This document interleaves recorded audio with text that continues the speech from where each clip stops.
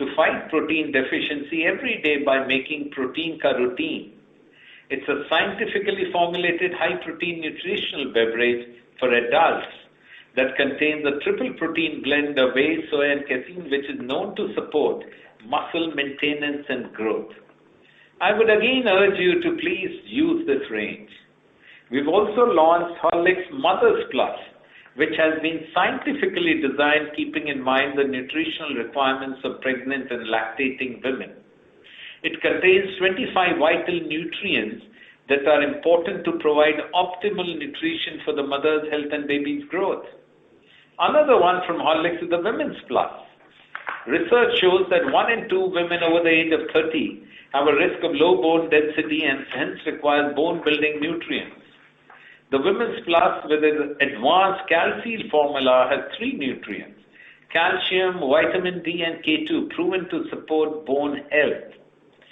In the space of in-home consumption, we have launched Kissant peanut butter, which contains 100% real peanuts from the farms of Gujarat. It is naturally an excellent source of protein and zinc. 1 serve of Kissant peanut butter has 30 grams, has as much quantity of protein as 1 glass of cow's milk. We have also introduced a new variant of Brew Instant Coffee, Brew Veda, a great tasting instant coffee infused with Ayurvedic ingredients like ginger, black pepper, tulsi, palm jaggery, and coriander seeds, known to ease the symptoms of cold and cough. New Knorr Chicken Cube is a unique product that's made with best quality chicken and a special blend of spices to give you the flavor of slow-cooked chicken instantly without any added preservatives. We have strengthened our play in the skincare and hair care categories by landing new innovations. Let me talk about a few. The launch of Vaseline 2-in-1 antibacterial hand cream. We've combined skin moisturizing with germ protection for soft and hygienic hands in one go. Clinic Plus has imbibed egg protein in its shampoos that nurture hair strands to give strong and shiny hair. Another innovation in hair care comes from Tresemme, which has launched deep smoothing serums and masks providing frizz-free, shiny, and vibrant hair. As you can see, in the last 9 months, we have stepped up innovation intensity significantly in our business. Winning in channels of future like e-commerce was a strategic imperative for us even before the pandemic. With consumer preference for e-everything, there are clear tailwinds for this business. As consumer gets used to assortment and convenience of e-commerce, we believe it will continue to stick. We have a strong portfolio of products with the right price architecture exclusively designed for e-commerce. Surf Excel Matic Value Pack offers value to the consumers and is economically viable from a last-mile delivery perspective. We are seeding e-com first brands like Nature Protect. We are bringing premium offerings like hair masks and serums, which form part of the hair care regime of consumers who shop on these channels. Our focus on building perfect store online and driving everyday great execution has ensured best-in-class online availability and discoverability of our products. Consequently, we continue to gain share in e-commerce, and our current shares are higher than the pre-COVID levels. E-commerce channel contribution for us has doubled year-on-year basis. Our growth momentum has picked up significantly, and our growth in this channel are now 2x versus December quarter 19. Sharpening our execution focus, we continue to expand our direct coverage and are back to pre-COVID levels. We have significantly increased our assortment, which is now higher than the pre-COVID levels. Rural has become the driver of growth, and we have doubled down to capture this opportunity. Our network of Shakti entrepreneurs today is at 1.36 lakhs and has doubled from the 2016 levels. This rural channel of ours is growing at twice the rate versus 2019. In December quarter, we have deployed more than 8 lakh outdoor assets in rural areas. This has enabled us to augment the physical reach of our products with mental reach, especially in many of the media-dark geographies. As digitization has picked up rapid pace, technology adoption has become a clear imperative. GT is now more open to the adoption of technology. At HUL, we have always worked with and for the Kirana stores. We are driving a connected stores program to digitally rewire the traditional trade ecosystem, and we see this as a clear competitive advantage. Shikhar, our eB2B ordering app, is now available in 3.4 lakh stores. Our orders per month have gone up by 6x versus the December quarter 19 baseline, indicating an active participation from the retail stores. We continue to make strong progress on our 5 COVID priorities. We remain committed to ensure full safety and well-being of our people. On the supply front, all our factories and depots are operational and service levels are back to pre-COVID levels. As I already spoke earlier, keeping our fingers on the pulse of consumers, we have invested significantly behind rolling out innovations. At the same time, we have repurposed our brands to drive relevance with our consumers. We have committed 100 crores in the fight against coronavirus and have been deploying these funds in a manner which best serves the best interests of our nation. We continue to embrace cost agility in operations. Our focus behind driving savings and preserving cash has allowed us to preserve the sanctity of our business model. Now, if we look at our performance in the current quarter, there are a couple of standouts. First, this has been another quarter where we have delivered competitive growth. Our business fundamentals remain strong, with 86% of our business gaining relative penetration. Basis Kantar World Panel on last 3-month basis, 86% of our business is gaining volume shares. With reported turnover growth of 20% and profit after tax growth of 19%, we can say that we have sustained strong performance. Health, hygiene and nutrition, which forms about 80% of our portfolio, continues to grow in double digits for the second quarter running. We've also seen significant improvement in discretionary and out-of-home categories as well. These are extremely attractive categories, and the improvement in growth is directly linked to increase in mobility. This has enabled the business to gain sequential momentum, and the performance is improving every quarter. Sustainability is fully integrated into our strategy. We believe business has to be purpose-led and future-fit, and that is what drives superior performance. The very business of doing business responsibly brings benefits to the society. Through HUF, our foundation and its partners, we have cumulatively created 1.3 trillion liters of water conservation potential, working in thousands of villages. 76% of our tomatoes and 78% of our tea are being sourced from sustainable sources. At the exit of 2020 calendar year, more than 67% of our plastic footprint is now in recyclable form. In 2020, we also collected and processed 58,000 tons of plastic, which is 60% of the total plastics that we use. Till date, we have touched the lives of 150 million people through our Swachha Adat Swachha Bharat initiative. 4 Suvidha centers have been operational in Mumbai, and I'm pleased to inform you that on the occasion of our Republic Day yesterday, we inaugurated the 5th Suvidha Center in Kasaiwala in Kurla East. Our water conservation initiatives under HUF have also helped generate 30 million person days employment. Nearly 4.5 million people have been benefited under Prabhat. 136,000 Shakti entrepreneurs are getting opportunities to enhance their livelihood. So as I look forward, the near-term demand outlook is improving, and we expect to see improvement in urban, while rural should continue to be resilient. Inflationary pressures are building up in select commodities, and we will manage them judiciously. I'm confident that we are well positioned to capture the growth opportunities and accelerate the momentum. With that, let me hand over to Srini to cover the details of our quarter's performance. But before I hand it over to him, I have a very pleasant task of thanking Srini. He has been a fantastic partner. I'm extremely delighted that Srini is going to Unilever headquarters in UK and will be occupying a very important position as Executive Vice President, Financial Control and Risk Management. Another quality product of HUL goes and occupies a senior position in Unilever. I'm sure all of you would like to congratulate him and wish him well. I'm also very pleased to announce the appointment of Ritesh Tiwari, subject to government approvals, as CFO of HUL and Vice President Finance of Unilever South Asia. He is our homegrown talent. has done a fabulous work in Unilever and now returns home. I'm sure many of you know him. I'm absolutely certain that, like his great predecessors, he will take the finance function to the next level of excellence. Even as we imagine being done with this crisis, ladies and gentlemen, is surely not done with us. So please keep physical distance, wear your mask, and keep washing your hands with soap and water or use sanitizer.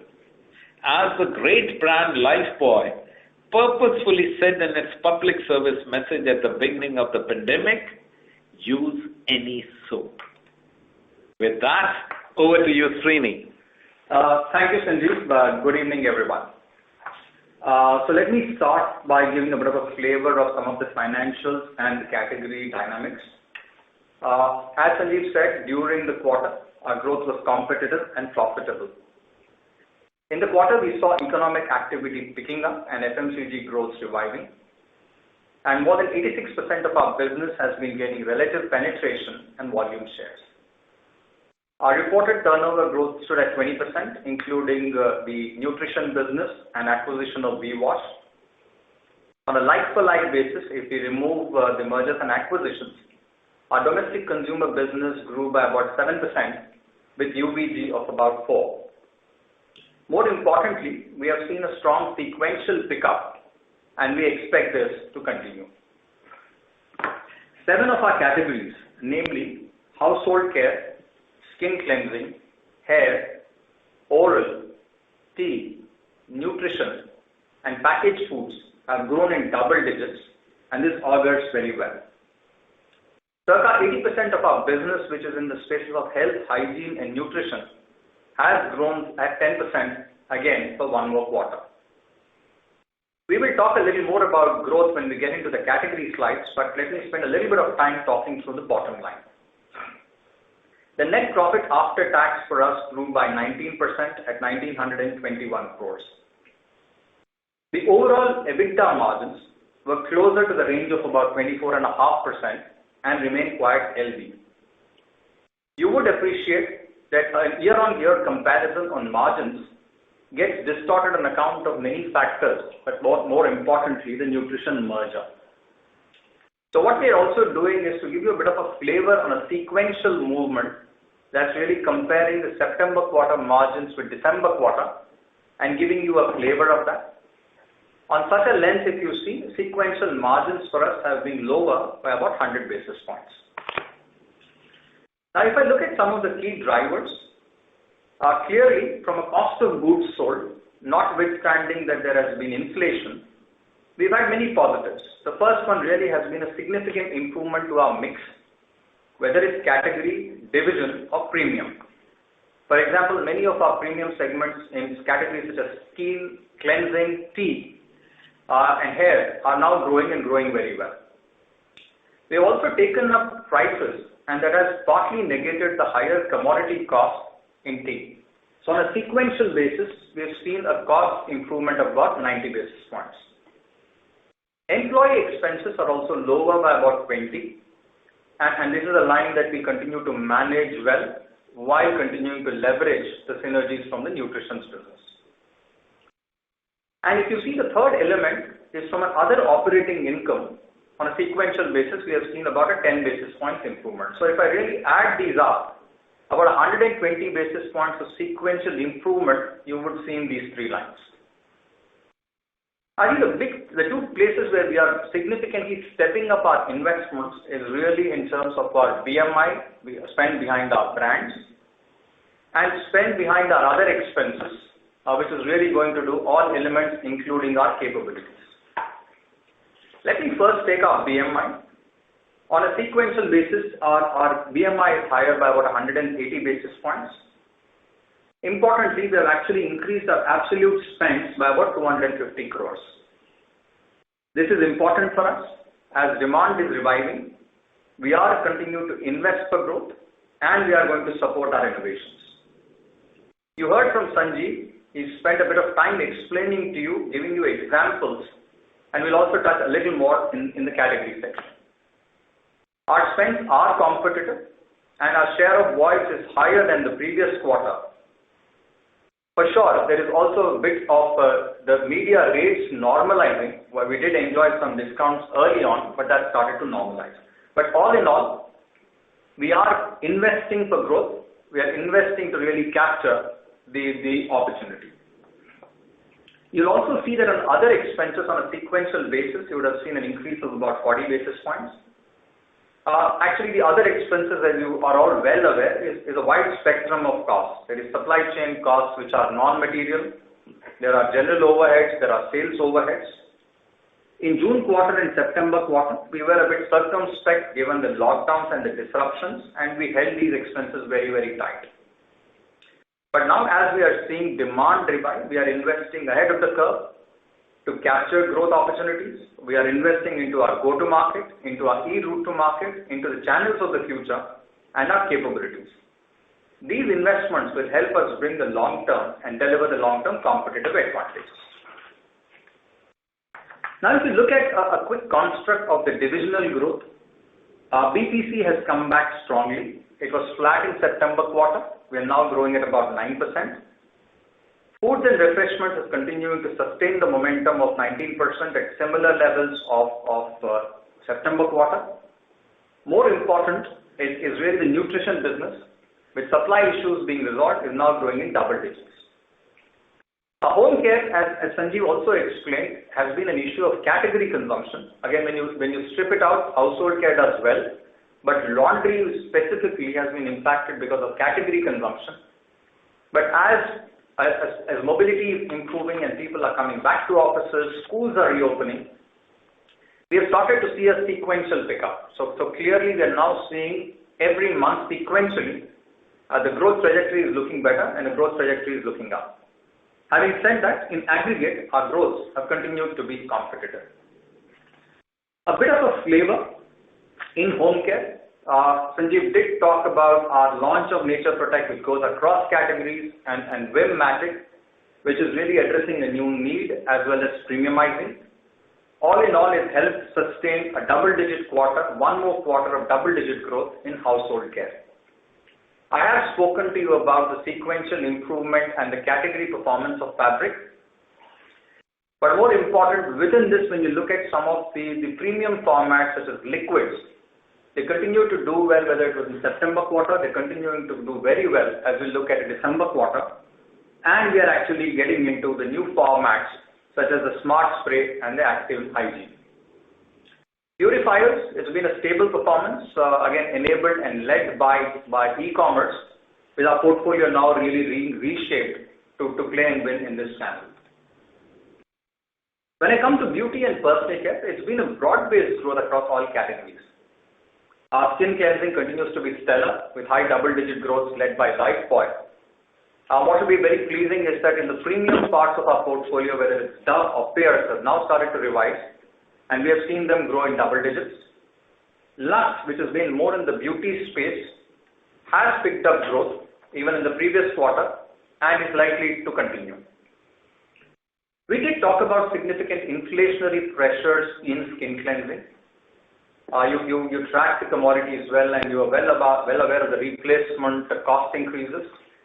If one needs to mitigate the costs, one needs to price at anywhere between 7 to 9. If you need to price for margins, it's even higher. In December quarter, we have taken up prices on our portfolio by about 2.5%. And as you speak, we have initiated further pricing actions, which will again tantamount to about 2.5%. So between the two rounds that we have done, we have taken about 5% price increase. While we will continue to look at all avenues in terms of managing the business model, we will continue to look at pricing with a close eye on inflation and keeping a close eye in maintaining the right price-value equation from the consumer's perspective. In oral care, we have seen a very strong double-digit growth led by Close-Up. Pepsodent has also picked up performance in the quarter, and overall, I think the performance in oral care has been quite strong. Hair, in many respects, has been stellar. We have seen double-digit growth across our brands, and it's been a broad-based performance. The consumer-focused innovations are yielding very, very good results. And again, in this segment, we see that our growth will be significantly ahead of the market and anyone else. Skincare was a category in September quarter. We did talk to you about winter loading being a bit slower given the trade sentiment. Happy to note and happy to state that winter has picked up well with good performance coming through in Vaseline. And in addition, and we are seeing that some of that effect is also coming through in January. We have also seen facial cleansing and talc do well. The Glow and Lovely transition has happened well and it's on course as we look at it. The first part of the communication was really in landing the transition, which has gone off well.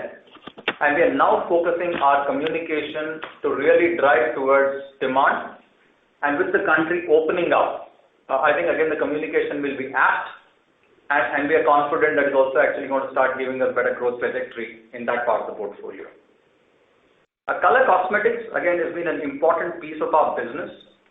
Done well for a long period of time, has taken a certain beating. But again, on a sequential basis, we've started to see good pickup come through in this category. If I go to foods and refreshments, I think the growth momentum has been sustained. And we've seen double-digit broad-based growths. In foods, ketchups and soups continue to do well on the back of strong consumer traction. In tea, I think the performance has been stellar for a couple of quarters with high double-digit growth and across all brands. This is well ahead of the market, and our approach of being calibrated approach to pricing, even at the sacrificing some margins, has helped us manage the tea inflation extremely well. You would recollect that after hitting highs, some of the inflation came off. But I think our approach of being calibrated has enabled us to manage this well, and we are gaining shares across the board and definitely from the unorganized sector. Sanjeev did cover the coffee innovations. The performance has been reasonable, coming on a high base.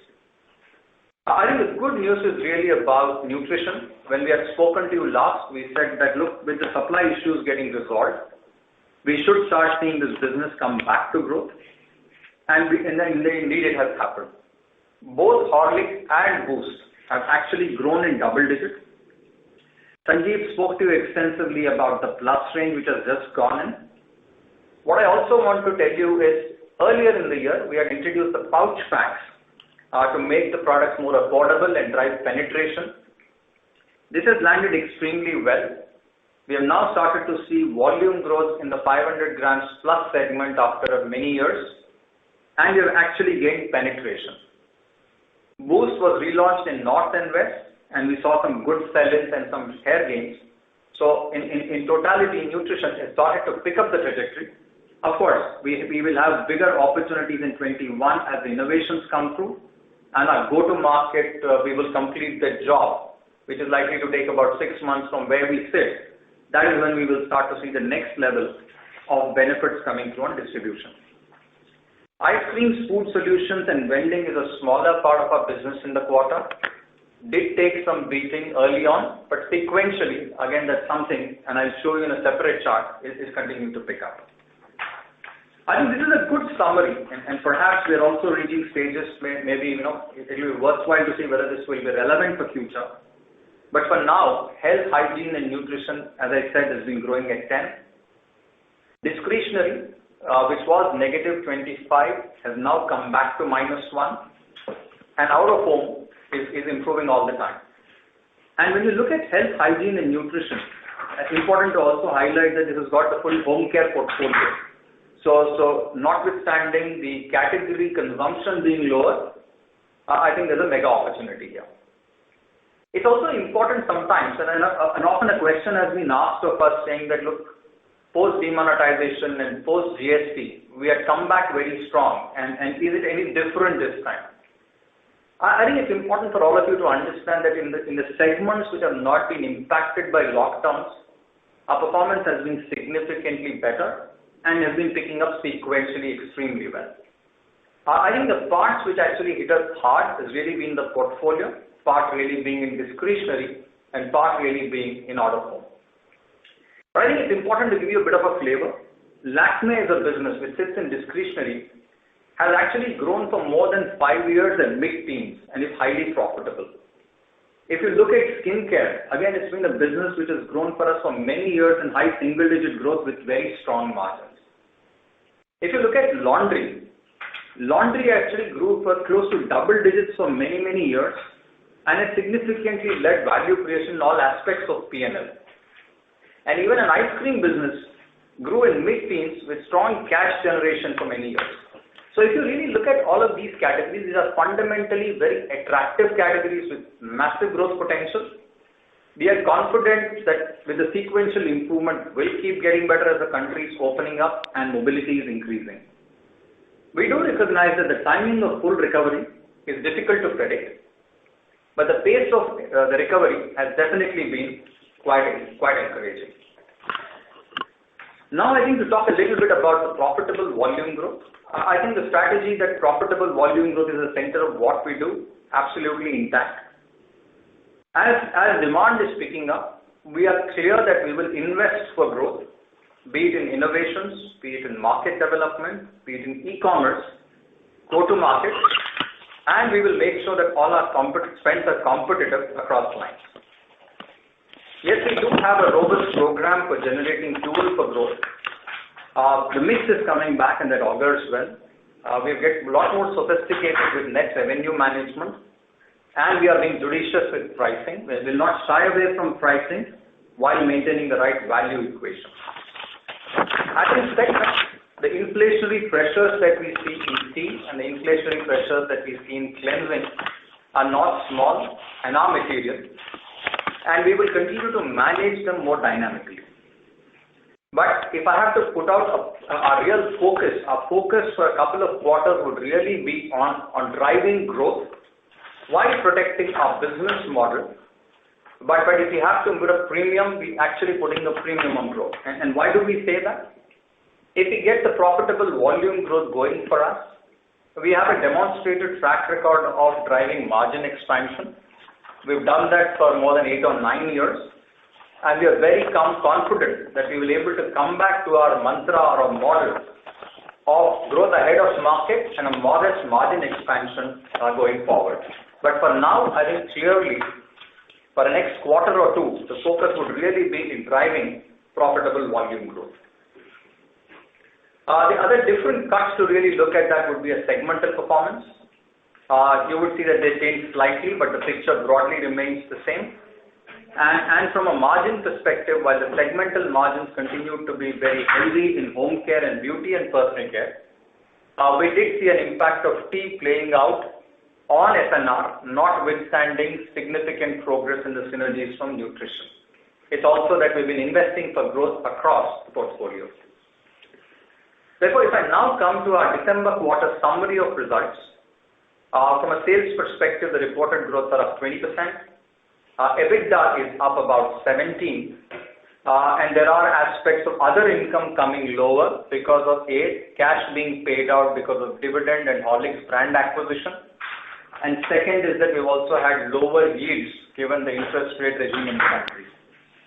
PBT is up at 16%, profit before exceptionals after tax up 15%, and net profit is up 19%, given also that we had certain one-offs in the base, which give the picture.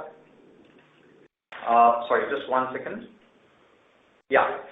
The exceptional items continue to be restructuring of our supply chain operations and the integration of our nutrition business. You would well know about our 9-month performance. At an aggregate, it is a 14% reported growth with a double-digit net profit increase. And if I come to one of my second last chart, it is really about the outlook looking ahead.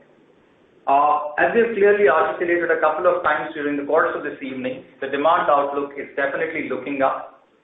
Rural is continuing to do well and growing in double digits.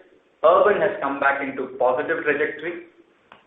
And we do expect that barring any unforeseen events such as COVID outbreak coming back, we clearly see demand picking up. And our focus therefore is to really invest behind consumer-centric innovations, market development and capabilities. We do have elevated pressures in select categories. We will look at all levers, be it mix, net revenue management, including pricing and savings to manage the business model. But overall, our focus remains to be one of delivering volume growths which are competitive and profitable.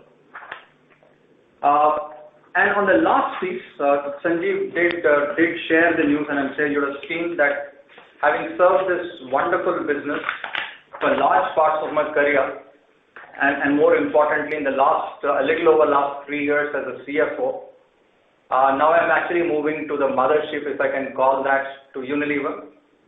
It's never easy if you've been drawn and brought up of this business to part, but it is an opportunity, and with active encouragement from Sanjeev, I am taking that responsibility. I'll continue to hold the business till 1st May, and then that's when I hand it over to my wonderful friend, Ritesh Tiwari. It's an upgrade in every sense, whether it's in terms of quality of what he will deliver or even the quality of looks. So we got a rather impressive looking Ritesh on screen. Wide set of experiences in the business, in the function. And interestingly, Ritesh also brings to the table experiences from broader, just not finance, but also from demand planning, supply chain. And in his latest role, he was actually managing the performance management for Unilever across all the markets. And he was also the CFO for our international businesses. So all in all, I think is a delightful addition to South Asia. And I have no doubt that he will really take the business and the function to new heights. So that's what we had to share, and we are very happy to take any questions, and I'll hand it over to Amit at this stage. Over to you, Amit. Thank you, Sanjeev, and thank you, Srinivas. With this, we will now move to the Q&A section. In addition to the audio, as always, our participants will have an option to post questions through web option on your screen. We will first take those questions which come through the audio line, and then we'll take the web questions. With that, I would like to hand back the call to Stephen to manage the next session for us. Go ahead, Stephen, over to you. Thank you very much. We will now begin the question and answer session.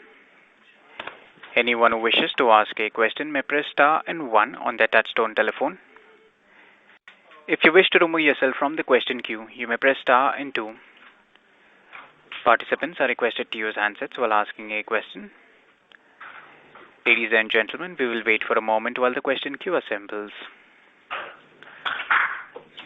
The first question is from the line of Abneesh Roy from Edelweiss. Please go ahead. Yeah, congrats, sir, on all-round good show in the current context. My first question is on the brand strategy. So, pure play e-commerce kind of brand like Nature Protect, which is a very generic sounding name, unlike your specific brand strategy, brand names which you have. Because it's e-commerce, will not have much of mass media, and every other FMCG company is doing similar strategy, either in terms of product or in terms of naming. So how do you scale up these kind of products? Any learning from Ayush, because essentially it is again the natural kind of positioning. And similarly on the Lifebuoy laundry sanitizer, so Lifebuoy is more of a skin/body wash. So taking that to fabric. How does it work? So this is my first question. Hi Abneesh, a very happy new year to you. From being an analyst, you're becoming a marketeer. Nature Protect, at the end of the day, it is a brand which is based on credentials of neem, which is a very distinct property and antiseptic property, cleaning properties, and that's the reason we are focused on it first in the south of India and in e-commerce. And depending on the success, which we are very optimistic about, we will not restrict it just to e-commerce. Yeah, but initially we have put the brand over there, and for us, we have a lot of learnings. We have learnings from Indulekha, which has been absolutely a fabulous success, and we have learnings from brands like Hamam. We have learnings from brands like Lever Ayush. So we put them in whenever we look at new launches. As far as brand extensions are concerned, these are carefully thought through. and only when a brand has the property to move to adjacencies that we take it over. So the steps that we have taken on Lifebuoy, which is an extremely strong brand and has got very clear health credentials, antibacteria credentials, and that's a very thought-through decision that we have taken. And we are again very optimistic with all the extensions that we have done that more than fewer will prove to be good success in the marketplace. Right. My second question is on oral care. So second consecutive quarter of double-digit sales growth. Over the past many years, this has been a tough category for you in terms of market share. And you have called out also many times that it is a WIP. So are you now calling it as structural? And in the category, naturals is growing faster. So how are you playing there? And is Sensodyne in the portfolio helping, or is it something which will pan out in the future? No, please. The numbers that we have quoted you do not include Sensodyne, because Sensodyne, we are just doing a distribution. So from a distribution, sir. My question was from a distribution scale up and that advantage, not from the numbers. No, not really from that perspective. I think both Close Up stands on its own right. It is absolutely a fabulous brand standing on the freshness platform and appeals immensely to the youth. And we are very pleased the way Close Up has performed. The good bit has been that we are also seeing strong traction on Pepsodent. But on Pepsodent, I would still say there is more work to be done. Yeah, that is still work in progress. But as far as the overall oral care category is concerned, last couple of quarters have been very heartening for us with the performance. And specifically on naturals, yes, it has indeed been a high demand space. While we've had some play with Ayush and others, we're also looking at opportunities and a strategy in terms of how to handle it differently. And in due course, you will see more action there as well. Right. My last question, sir, is on the recent pH issue. So the competitor is claiming 400 crore run rate and 10x from there in 5 years. So my question is, do you need to launch something here differently? All the campaigns which you're already running, those should be more or less enough to overcome this?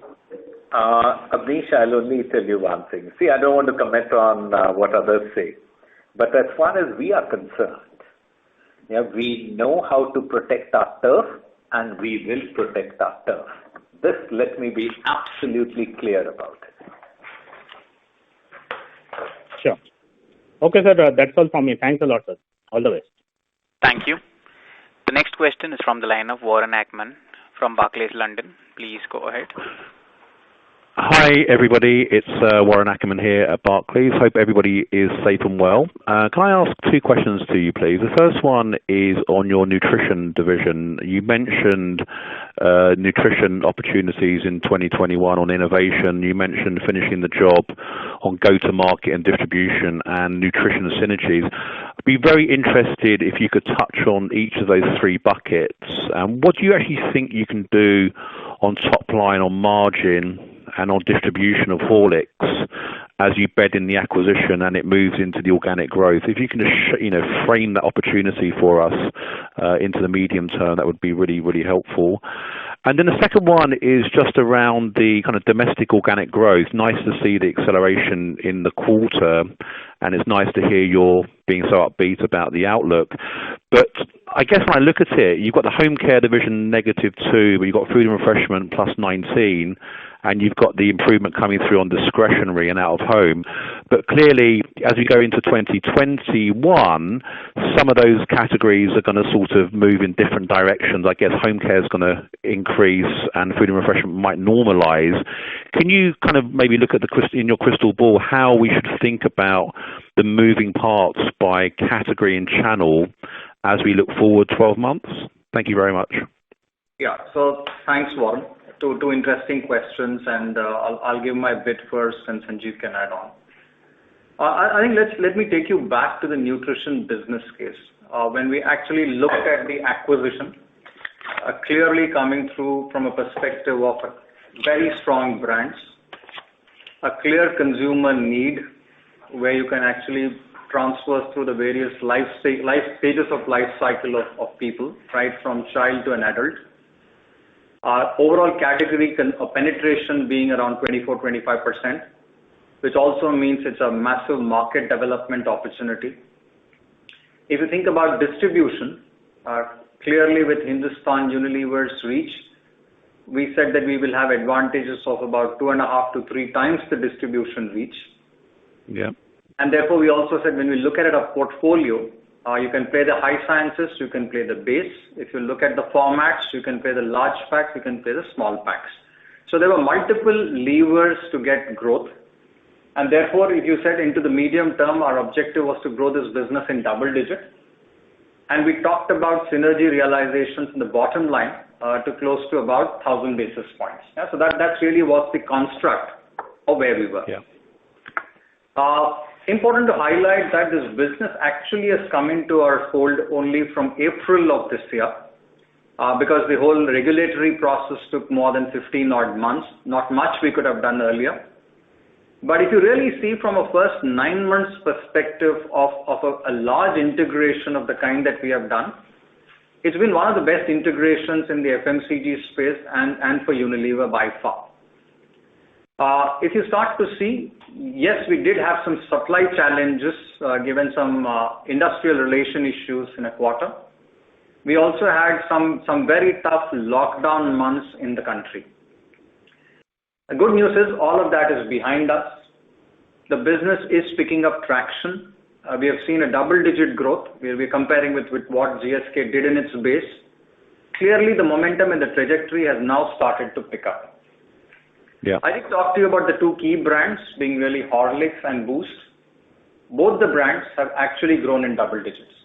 We have taken Boost national, and in Horlicks, we are doing multiple things. We're dialing up communication on one side, introducing new packs such as an affordable pouch pack.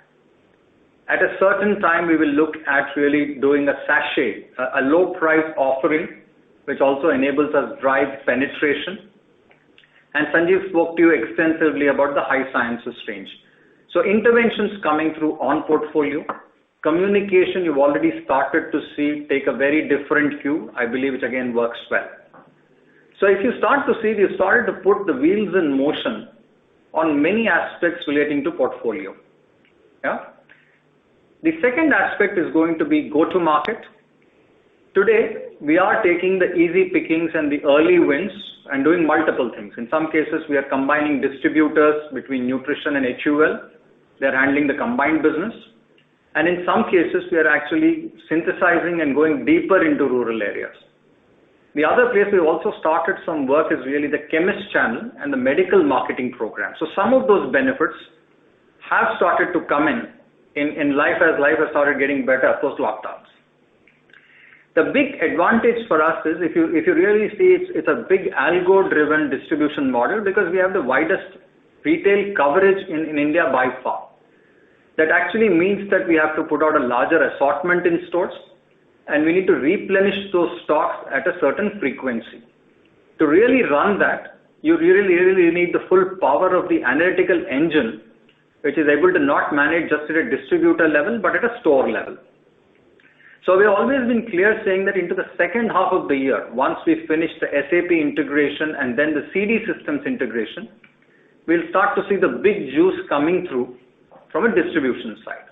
But all in all, I think many levers in motion both on portfolio as well as on channel. And let's do acknowledge that some of this takes time. Yeah, this is not a business, we had massive potential, but this was not a business running in the rhythm of double digit. And that's exactly where we are trying to take this to. And we're very pleased with the performance to date. If I look at the bottom line synergies, we're significantly ahead of our plan. Yeah?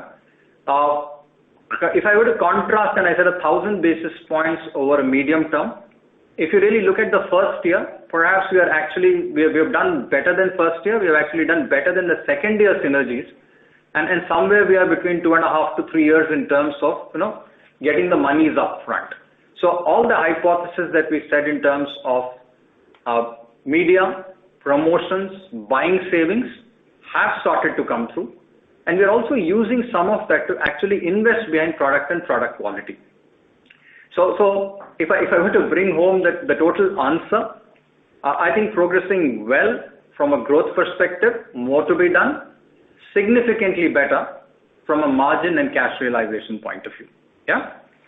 If I take your second question, so if I take your second question, and I'll also ask Sanjeev to come in here, you are indeed right that look, there will be a bit of a rebalancing of portfolio, health, hygiene, and nutrition in some parts. And when I say some parts, such as hand sanitizers, hand wash, will start to come down a bit. But having said that, within that, we've got large home care business. Home care business will pick up. Home care for us over 3, 4, 5 years has actually grown in high single digit and has been a huge value accretive business. So clearly that rebalancing, even if it were to happen, we start to see that the numbers will continue to be high. I also talked to you about the structural attractiveness of our discretionary categories. I spoke about Lakme, I spoke about skin. We definitely expect them to start to pick up. And ice creams, which has been an out-of-home business and took a big beating, and our food solution businesses, will also start to see traction and come back as out-of-home consumption picks up.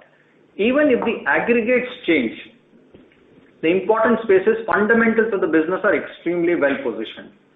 Now the big question is, yes, we are seeing consumer demand pick up. Yes, we are seeing the economic activity pick up. The pace of recovery and the pace of expansion is still a bit of an unknown. But within that construct, I think the portfolio is very well positioned to actually go ahead of the market. And with a bit of little luck and COVID staying away, I think in the great space to drive momentum. Sanjeev, any comments on the growth story? No, and the other bit, hi Warren, the other bit of course is how the vaccines get rolled out. India has a very ambitious plan and it has started well. And I believe with the vaccine, because the mobility will increase tremendously. And today, if you were to de-average the country, rural and GT are doing very well, and urban and modern trade, for reasons of lack of mobility, have not been doing well. So if the vaccine rollout happens the way the government has planned it out, then I think we will clearly see the urban demand also coming back. And with the urban demand, that would imply that the modern trade would also come back. And which means that some of our discretionary categories, which have got hit, like Srini alluded to, should start bouncing back. Okay. Thank you, gentlemen. Very helpful. Thank you. The next question is from the line of Avi Mehta from Macquarie. Please go ahead. Hi, sir.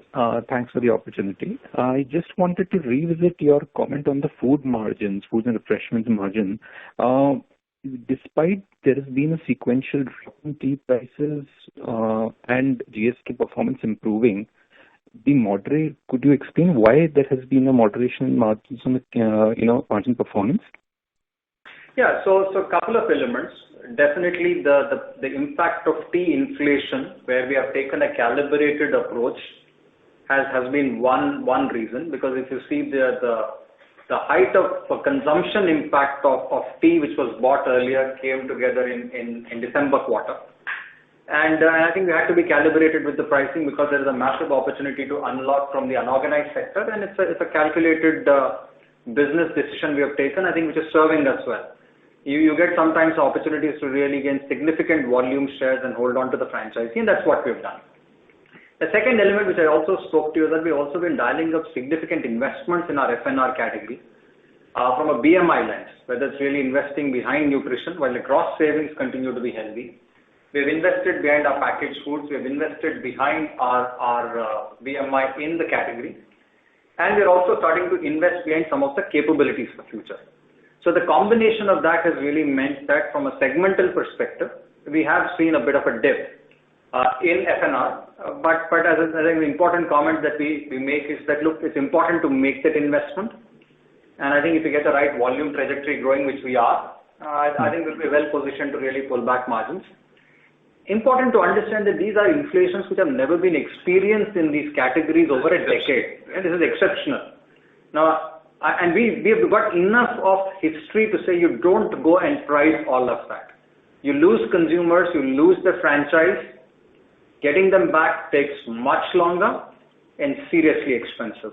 And it's worthwhile being calibrated, taking a bit of a knock in margins, managing it in your portfolio, and getting the growth trajectory going on. And that's exactly what we're doing.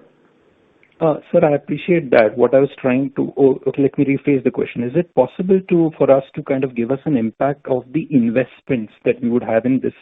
Because as you alluded that, some of these investments will continue, which is where I'm coming from. Yeah, so my friend, we don't start to dissect some of them at a category line level. We haven't done that, and I don't think we need to do that.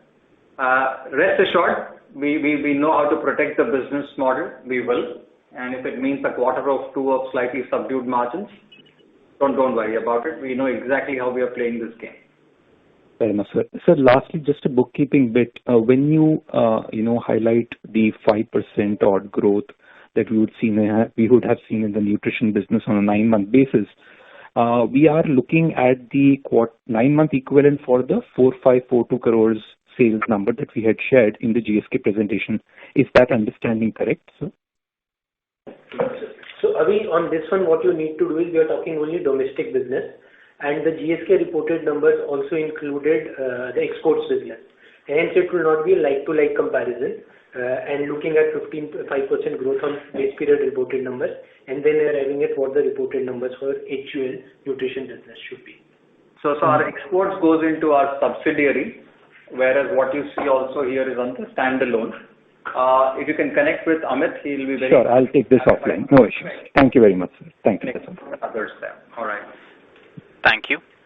The next question is from the line of Percy Pantaki from IIFL. Please go ahead. Hi team, congrats on a good set of numbers, and Srini, congrats on your promotions. Basically, my question is, first question is on the categories impacted by COVID. So if I look at how it started off in Q1, basically skincare was the worst affected, 40-50% down, and now it has become almost flat. Whereas your detergents business is probably a couple of percentage points down. So today, skincare on a YOY basis is growing better than detergents, which to me was a little bit shocking to see this data point. So just wanted to understand what is it that is constraining the detergent growth, which is clearly a category affected by COVID, but also I would guess a category less affected by COVID than what skincare is. No, I think perhaps you have missed a very important point, which is the winter portfolio in skincare. Yeah, winter portfolio went up majestically with a cold wave happening in most parts of the country. Okay. So adjusted, and that's the Q2 to Q3 delay which happened. That is the thing which is sort of causing. What I mean, approximately what would be the impact of this change in phasing of sales from Q2 to Q3? So Percy, look, we've never split up our winter between month and quarter, so I'm not going to do that. Look, I'm also seeing a bit of effect coming through in January, which we never used to see earlier. So I think the whole picture is when we then start to see the full season, which I think we'll get a better handle around mid-February, yeah? Because the sales start somewhere between August, September, and this time, given the intensity of the winter, we are seeing it go a bit further. So perhaps there's something we can revisit at a later date. Yeah? The other element important to understand, Percy, is there is also a bit of a pent-up demand. We underestimate the need of consumers wanting to look good and feel good. Yeah? So call it a bit of a lipstick effect or call it whatever. With lockdowns coming off, we are also seeing a significant improvement in categories such as colors and Lakme. Yeah? The first instances, even in some of the social gatherings, you've now started to see a big step up, and people are meeting. People are wanting to look good and feel good. So there's a lot of hair products and consumption picking up. The negative growths in Lakme and colors have come off at a dramatic pace. To be honest, the last 3 months has been a big pullback. A lot of laundry Yeah, again, I think what happens with our laundry is the size and the magnitude of our business means that we are addressing the needs of all consumers, premium, mid, and mass. While premium has continued to be robust and continues to grow well, at an aggregate, if I need laundry to move, because at the end of the day, it's a sizable part of my business, I need a lot of rural to come back in. I need a lot of consumers who consume Surf Easy Wash at ₹10 to come back in. And they come back in when schools, colleges, and offices start to open. So multiple ways to look at it. Yes, they are indeed strange times. Give it a quarter, and I think you'll start to see a much better reflection of where the underlying demand is. Yeah, and we are very pleased with the strength of our laundry portfolio. Yeah, and it is still, even now, the volume shares are looking very robust, and very confident that as people start moving out, laundry will come back to its growth patterns, which have been fabulous over the last several years. Understood.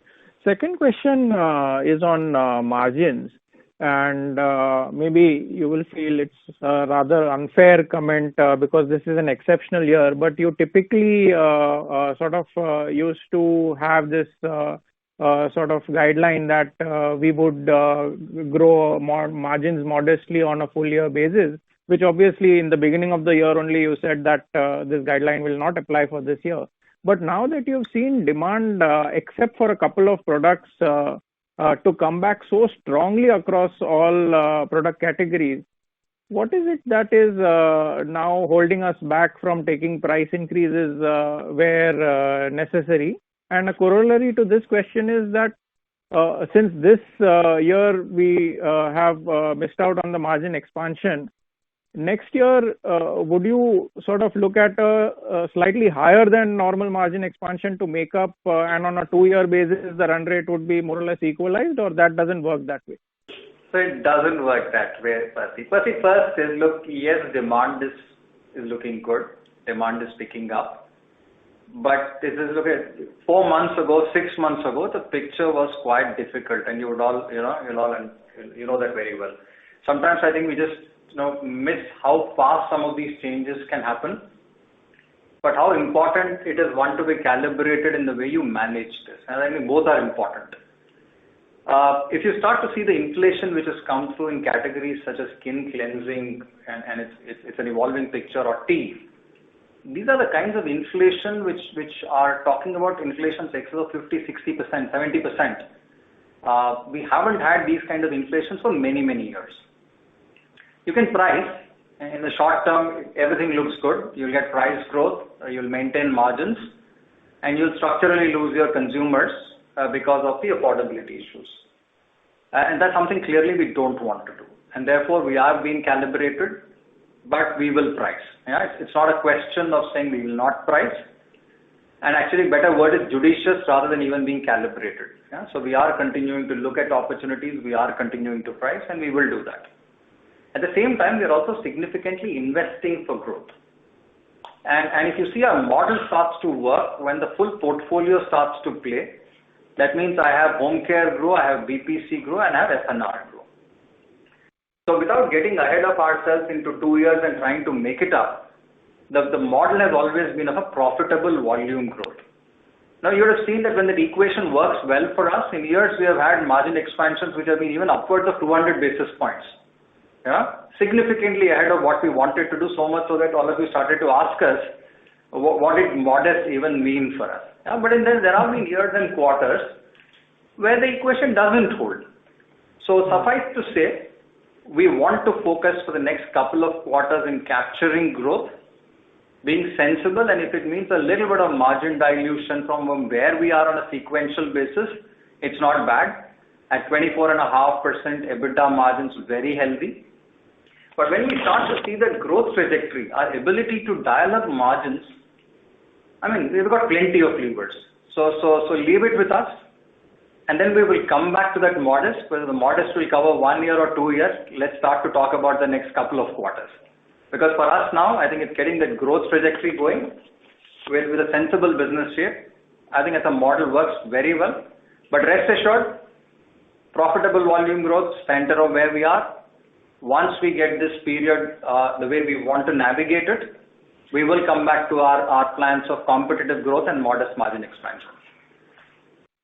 Very helpful. Thanks, and all the best. Thank you, Percy. Thank you. The next question is from the line of Rajesh Kothari from Alpha Accurate Advisors. Please go ahead. Good evening, sir. Sir, one question is basically from strategic perspective. If I look at this quarter, apart from home care, most of your businesses have shown now decent numbers. This is unlike FY18, FY19, and also first 9 months of FY20, where growth was a little bit subdued from 7, 8, 5, 9% kind of thing. So do you think the most of the work in progress areas are now getting kind of fructified? It is working fine.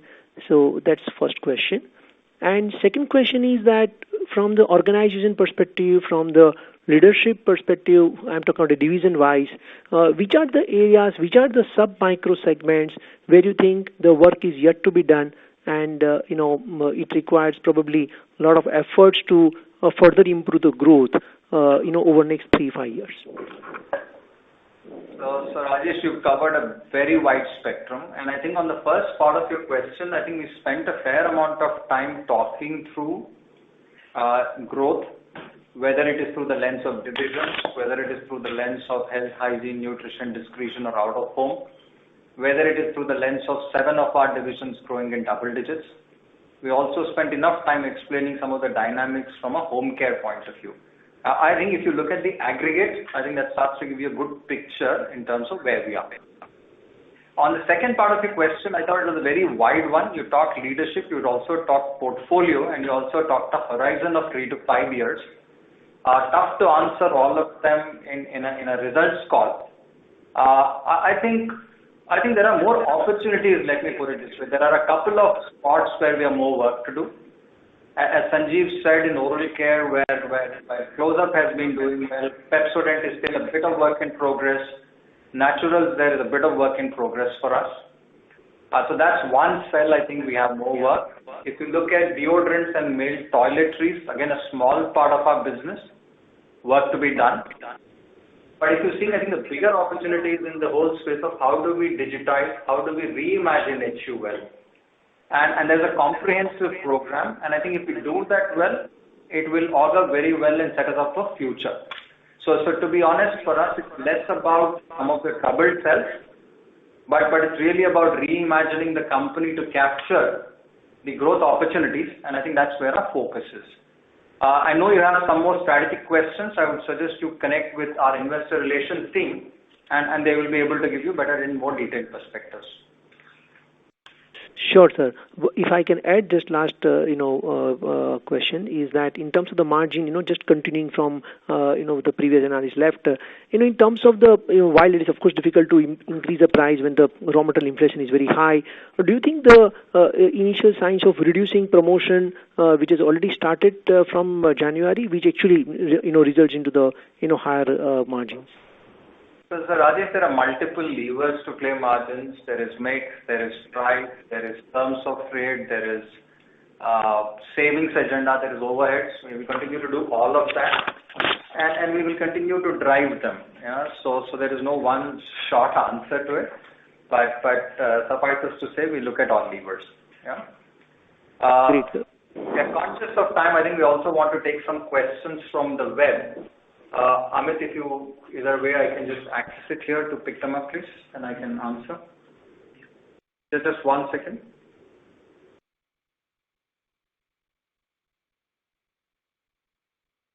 Yeah, hold on, please. Yeah, so there were questions which came from Vikas Maheshwari as an individual investor.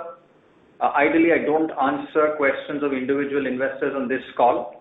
But I think having discussed, there was a question of what is the growth ex GSK. I think we've clarified that excluding GSK, 7% of our USG, 4 is really our UVG, underlying volume growth. So Kirit Kapadia has asked a question, why is the company not taking strong legal action against Sebamed? I think Kirit, we have taken all legal options. We have taken some of them, and we are also exploring others. More importantly, we are also taking many actions to educate our consumers because soap is not all about pH, it's about cleansing and it's also about care. And I think we are doing all the right actions to educate the consumers and communicate our proposition, and you will see more of this going forward. Hasmukh Visharia from Sud Life wanted a color on the growth of the home care subcategories, and I think we have covered that, Hasmukh. Chetan Gindodi from Alf Accurate Advisors.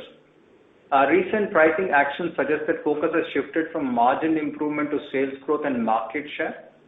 Is there a strategic shift for the company's targets? Does this mean that the margins will remain flat for the next 3 years? Chetan, we have discussed this in detail. We have discussed this in terms of what is the focus for the next couple of quarters and the rationale for it. I've also said that we are committed to a model which is competitive growth and modest margin expansion. But for the next couple of quarter or two, I think we have a clear priority in terms of getting growth while protecting our business model. And that's an important one I keep reiterating. Protecting the business model means trying to hold it where we are with a certain flex. We're not talking about diluting big. We're not talking about expanding big. Important to understand that because we are healthy margins. Our model is one of growth which is competitive and growth which is profitable.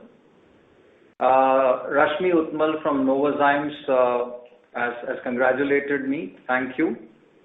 She's absolutely said more power to Team Sanjeev. For sure, I continue to be always invested into this business and proud of this business. So I absolutely agree to more power to Sanjeev, Team HUL. Chetan, I think we have discussed home care in detail. Your question again was on decline on fabric care. Alok Shah from Ambit Capital. Has sequential rural growth remained at similar levels or has it decelerated? Would the company focus more on ad spends or channel trade spends and promotions? I think on the first part, rural has continued to be growing well and has been resilient and has been growing in double digits. I think that has held so far. With regard to our spends, look, while the principles is in an environment like this, we would want to give value to the consumers. We would definitely want to invest behind our brands. That's always been our philosophy. But we will also make sure that our spends in channels are competitive. And with respect to promotions, we will not flinch if we need to do something to defend. And there are certain promotions, not all of them are brand. They serve purposes of brand growth, channel expansion. And in those cases, we also lead promotions. But if I were to give a priority in inflationary environment, I will say value to the consumers and invest behind our brands would be, let's say, our first two steps. Rohit Chordia from White Oak. Could you please spend some time on few brands that have delivered subpar or below our performance in the past few years? Lux, Lifebuoy, Breeze, Lever Ayush, Citra, Pure Derm and Pepsodent. And what are the learnings? Again, it's a wide question for me to pick it up, Rohit. A couple of headlines, and then we can discuss more of this hopefully in soon when we'll have an investor conference. Lux has actually picked up quite a bit. Lifebuoy has been stellar performance in the last 12-18 months. So therefore, I think Lifebuoy clearly with investments behind product, communication, the benefit that it does has done extremely well. Lux, I think we clarified with some of the relaunch going through, with some of the product changes happening, has picked up growth. Yes, clearly there are learnings from Lever Ayush and some of the aspects of Citra and Pure Derm. We are building that into our innovation pipeline, but happy to pick it up when we have a further discussion in the course of our investor conference. So there's a detailed question from Susmit Patodia on Motilal on margins. On the GSK bit, Susmit, may I request you to connect with Amit and the investor relations team, and they will actually be able to address it in detail. Chirag Shah from CLSA. Thanks, Chirag, for your good wishes. Yes, most of the hopefully questions have been answered, and thankful for that. It's heartening to see 3.4 lakhs onboarded on Shikhar and 6x increase in average. Where do we go from here given the SBI tie-up would have multiple incentives? on ground has SBI helped gain acceleration in retail. So big opportunity if you are able to onboard more stores into Shikhar, big opportunity if you are able to drive adoption. Clearly then starts to help us get a better demand signal, gets us to service the demand within a certain periodicity, addresses the needs of the retail shop in terms of space and capital. The SBI tie-up is an important element and a leg for us. So in the last couple of months, we have done a lot of work with SBI in terms of getting the technology right, in trying to make it simple and seamless for a retailer. It's important that a retail shopkeeper is not the same as you and I. So therefore there is elements of speed, there are elements of simplicity. We are piloting in a couple of cities. The traction is picking up, but definitely more to be done. And once we have that solution come through well, it'll definitely aid Shikhar. It will also definitely aid growth. Just a clarification from Mihir Shah from Nomura. Just a clarification on GSK SAP. This was expected to conclude in Jan-Feb, and GSK's portfolio was to get access to its distribution. If you can throw light on where is this in this journey and what percentage of benefits have been captured. So I think I covered some of this in detail in reference to a question from Warren from Barclays. As far as the IT integration is concerned, we have two important phases. Phase 1 happens in February, when we do the first transition to the SAP system of the financials and the operations. And in the middle of the year is when we will actually start to bring in the full suite of the CD solutions. Because CD solutions are bolt-on solutions and cover the whole aspects of coverage and assortment and data and analytics. They come in on board. So that will happen towards the middle of the year. In parallel, we are working through our full distributor strategy, and multiple levers will start to play out as we move into the second half of the year. If I now look at Amit Purohit from InCred, it's heartening to see launches in the premium segment. Could you please provide some insights into the economy brand in each of these categories, since rural is witnessing a strong growth after many quarters? So I think, Amit, the good news here is that we got a very robust portfolio which actually covers the full segments, whether it is from a price perspective or whether it's benefit. And therefore, if you see, I also spoke about some sachet offerings coming in nutrition. We also talked about big focus on our Shakti channel. There is also big focus in terms of rural activation and the assets that we have created. From a portfolio perspective, we continue to always look at a pack price architecture, and we continue to introduce formats which are more amenable for rural. In a manner, we are blessed that in most of our portfolio, I think we are well positioned there. I think if we continue to execute it well, we will start to see benefits. Having said that, we continue to look at opportunities. Premium is an interesting space. I think that's important to capture. Health, hygiene, nutrition is an important space and a space to capture. Mihir Shah from Nomura. During lockdown, there were many cost savings like travel and logistics. Have these costs started to come back? Any structural cost savings ex GSK that we can continue? So Mihir, many aspects to it. Travel, logistics are some aspects. So obviously, we're not spending back at those levels. COVID also brought a lot of on costs because of safety, health, hygiene. Hopefully, with cases coming down, some of those costs will also start to come off. And to be honest, we would like to invest back in some of the travel and logistics for our people, because we need more feet on street. We need more of our salespeople on ground to capture the demand. And as far as savings is concerned, and again, we need to invest behind a lot of reimagine HUL capabilities. As far as savings is concerned, I think we've continued to run always a comprehensive program, one of the best within Unilever in terms of driving synergies, what we have called as Project Symphony. I think that continues to give us a lot of joy and juice. Our scale gives us lots of benefits. Our ability to use data and analytics gives us lots of benefits. I think a combination of all of that is that, look, it's a way of life for us, like we think about brands, like we think about channels, the same way we think about really generating the fuel for growth. And we continue to use all of this. And as we said, look, once we get a profitable volume growth model enabled for fuel for growth, I think that's when our magic of competitive, responsible, profitable, and sustainable growth happens. So broadly, that is where we were. So given that we are closer to 7, I would hand it over to Amit to try and bring the call to a close. I'm sure we have addressed most of your questions. This time we actually made a deliberate effort between Sanjeev and I to cover many of them up front. And having said that, if there are questions which are still remaining with you, do reach out to Amit and our investor relations team, and they will do their best to answer them for you. Amit, over to you. Thank you, Srinivas. With that, now we come to the end of Q&A session. Before we end, let me again remind you that a replay of the event and the transcript will be available on Investor Relations website in a short while, and you can go back and refer to it. A copy of results and presentation, if not with you, is also already available on the website, and you can go back and refer to same. With that, we'd like to draw this call to a close. So thank you everyone for your participation, and have a great evening ahead. Stay safe, stay well. Thank you. Thank you. Ladies and gentlemen, on behalf of Hindustan Unilever Limited, that concludes this conference. We thank you all for joining us, and you may now disconnect your lines. Thank you. Well done, guys.